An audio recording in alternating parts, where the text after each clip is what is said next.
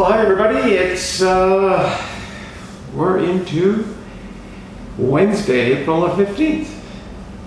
Nice sunny day again in Nisbet's Island Coffee, 1995 Island Highway in Campbell River. Trust you're having a good week and everything's going well. A couple of things I've noticed. We have vaunted leaders, and we're all, or hope we have leaders that have credibility and that we can sort of go along with. You know what I feel about the World Health Organization. They're sort of a disaster, but that's my opinion. And you can research it yourself. I've said that before. Don't have to take someone else's opinion, but do your research. See what they've done, what they do, how much money they make, who they're protecting, who they're siding with, all of that sort of thing. There's some controversy as the U.S. has halted payments to them. Under review, makes sense to me.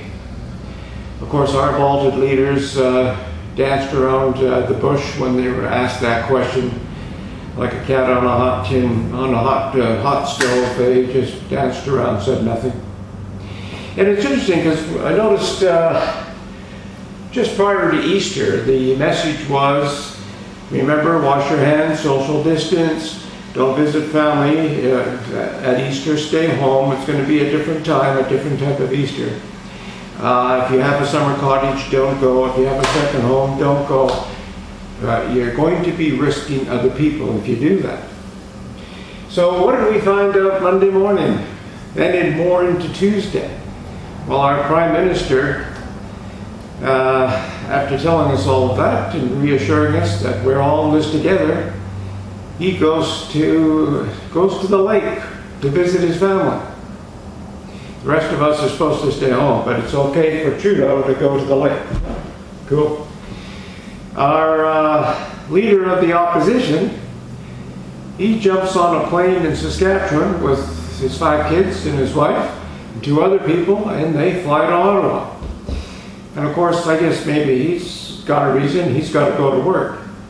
But as my wife said, well, who takes their 5 children and their wife to work? But that's besides the point. And again, it's the old thing, do as I say, not as I do. And I find that sort of intriguing. You know, it's, especially now that we're thinking, how do we get back into business and back to work? And some people are saying it might be September or next year. We're waiting for the vaccine. And that's just totally blows me away. I think, we just have to do more testing. It's going to cost us a lot less to develop testing than it is to go into depression.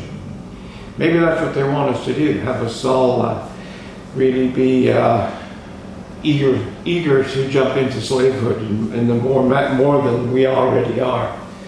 But I think we have to test, find out who's sort people from where they are and get us back to work slowly.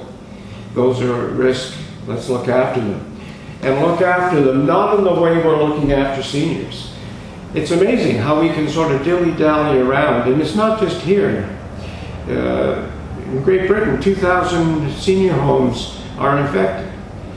It just totally blows the mind. And of course, so this just didn't happen now. These people have been neglected for a long time. Nobody pays any attention to it. And those who do, everybody sort of brushes them off and says it's no big deal. I don't get into all the Mormon fuzzies here because I think sometimes you have to call a spade and look at reality. And if we're leaving, getting back to work to the same clowns that are going to the lake and flying around and do as I say, not as I do, it's going to be a long time coming.